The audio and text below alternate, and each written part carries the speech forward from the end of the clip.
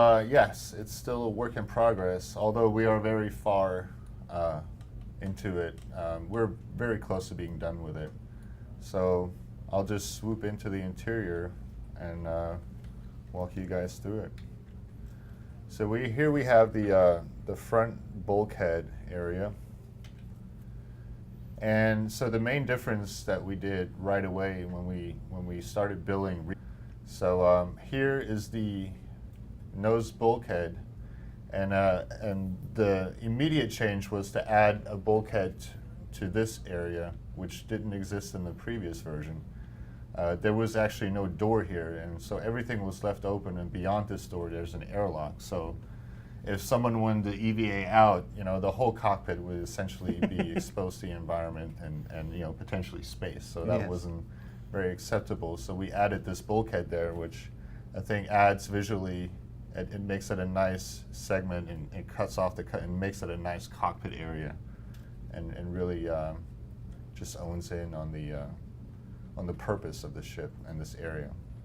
So here we have the seats. We have the pilot seat.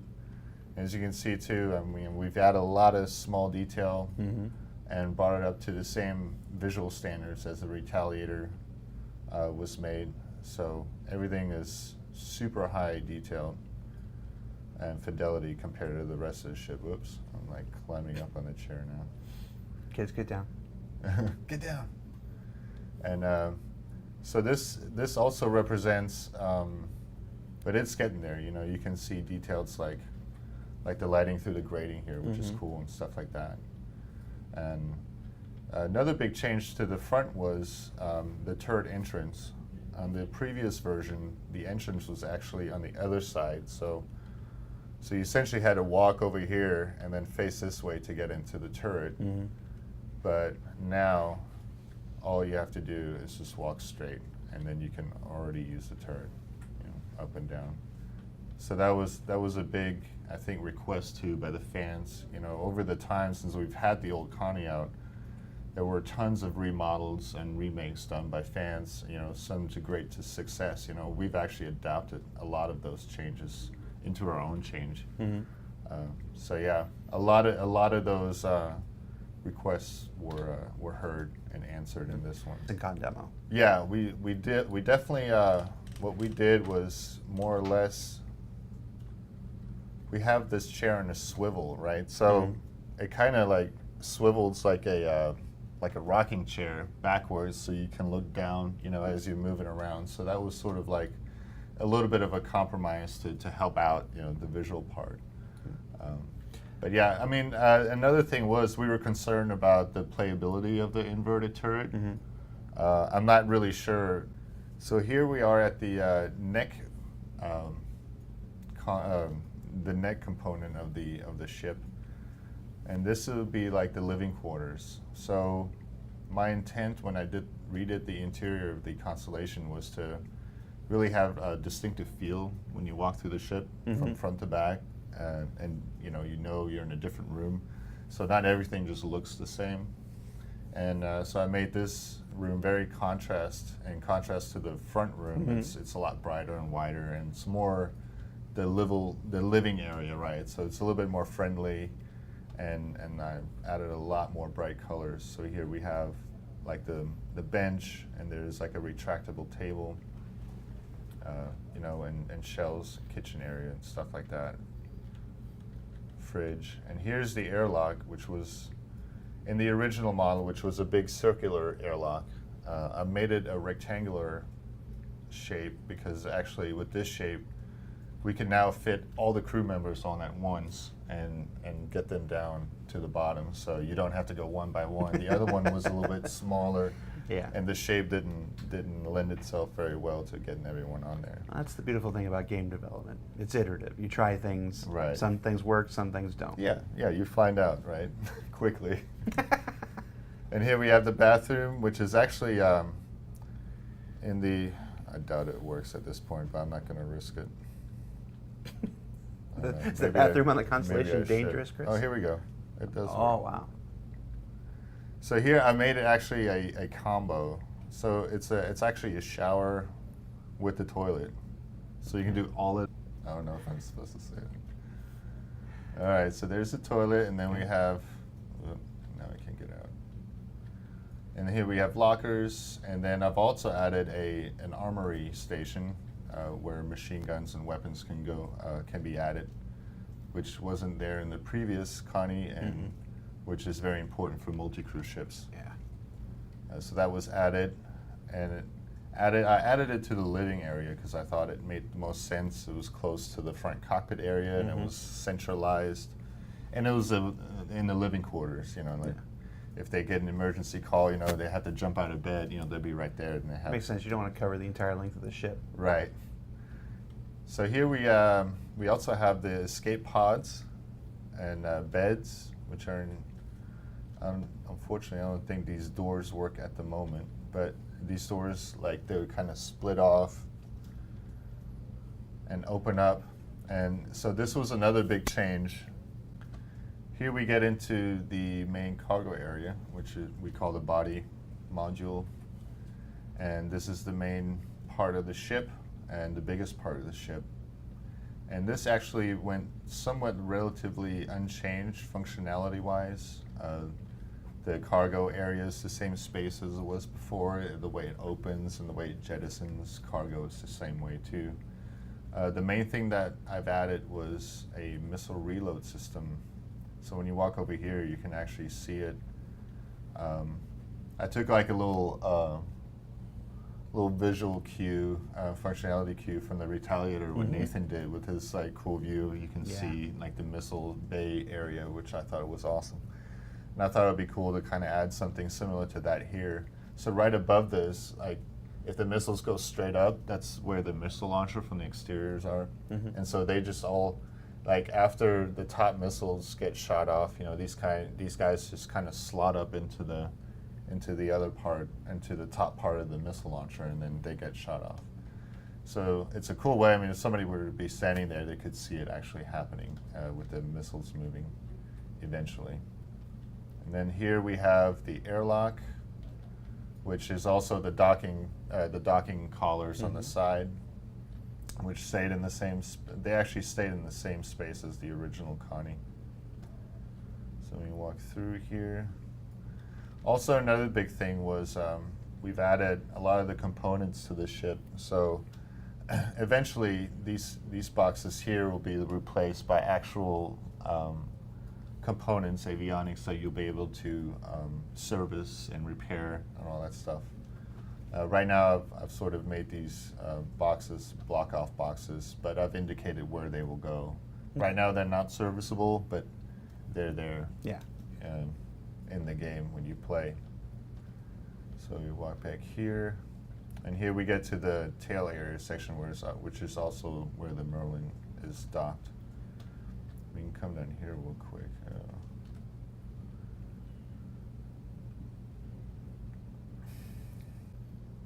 And you'll be able to jump in your Merlin. Boom. Through the glass. Right through the glass. Yeah, that's the future. Yes.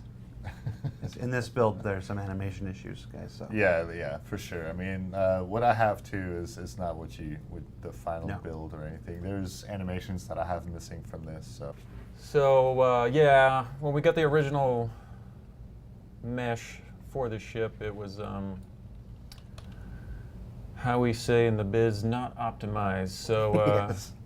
my main first goal was to go through and make sure that the polygons being used on the ship were actually being seen by the player. So after deleting all that, I found out I could pretty much just do whatever I wanted on the ship and just add crazy detail all over the place, which is good. You want that.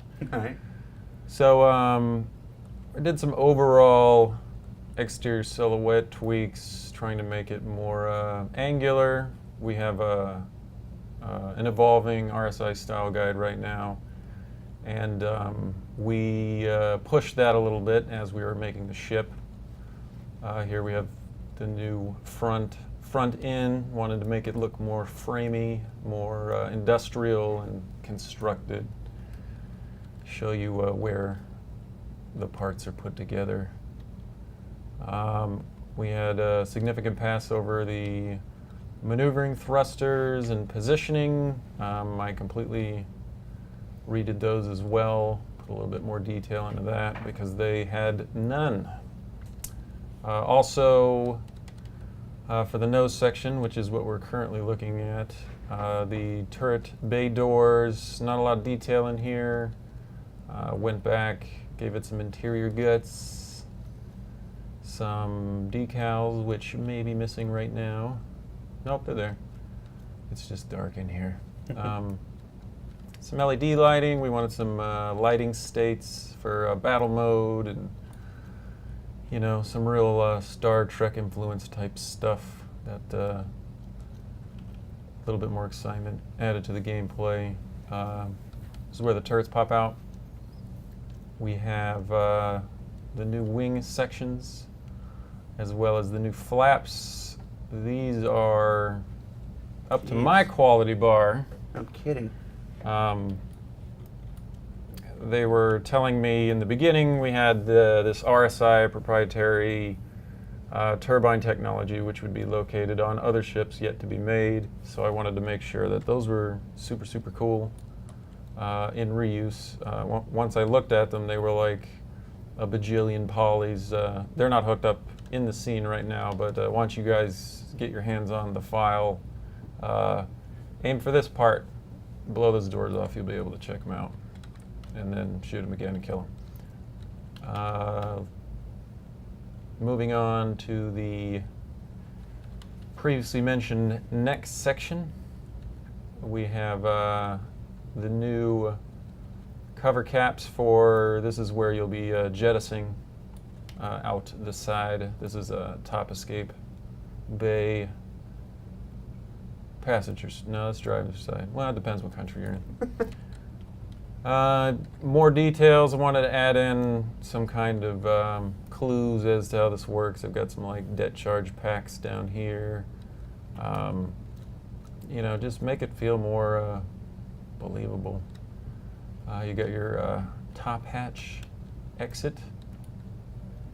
Also on the bottom,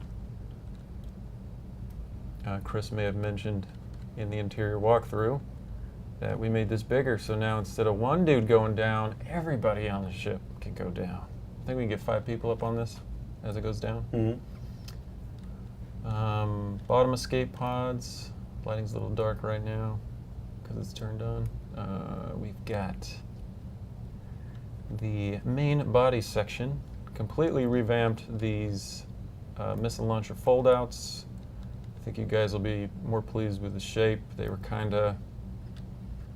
felt kind of flimsy, so we thickened them up, made them a little bit more beefy. More lights. This is the side airlock entrance, a lot more beefy. There's still a lot more detail I'd like to do as far as the exterior goes. What you're viewing now is the new missile deploy.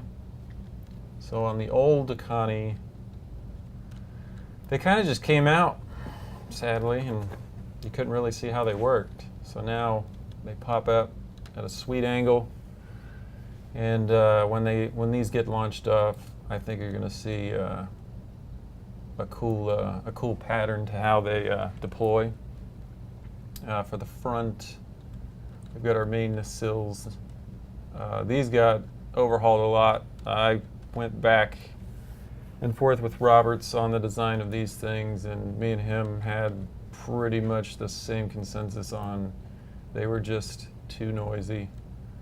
So we dialed those back, added some front DRL influenced type of lighting scheme for the front. We now have the deployable countermeasures built into the sides. This thing was titanic. This is the biggest model I've ever worked on in my life. It's absolutely huge. I wanted to integrate a lot more glass-covered tech just to make it a little bit more complete. I added a little constellation So another little Star Trek, rip here. Wanted to add that in. Ship ain't a ship without a name. Moving back to the tail. A little plane back here. Now the lighting is not finished yet, so ignore all the blinky lights because they're not set up right. And here we have our new, super proud of this, got a lot of help from Elwin on hooking this bad boy up, but the new Merlin dock, I think the crowd will find a lot more, I'll just say cool, because it's a lot cooler now. Backward turbine housings and nacelle attach point to the back. Looks like we may have a smoothing air right here. Just trying to get more details in there. There just wasn't enough detail. That's all right. Got a new lights, new landing gear. The jet skis are gone, so no more alpine skiing landing gears. A lot more beefy, chunky. They form fit a whole lot better. Overall, the shapes are a lot better, and believe it or not, this Constellation is, I think, 500,000 less polys than the original one. And it looks like twice Oh, the looks- polys. Yeah, no, it looks fantastic, man. Thank you. Folks are going to be stoked. That's why I wanted to do this. Yeah. I wanted to get it, because even with the CitizenCon demo, we got to see some of the inside and but we never really got a real great look at the exterior of the ship. Yeah. So I wanted to show that off. So, all right, Josh, I think that's great. This is easily the longest ship shape we've ever done. So thanks to you and Chris for sitting down and taking us on a tour of this.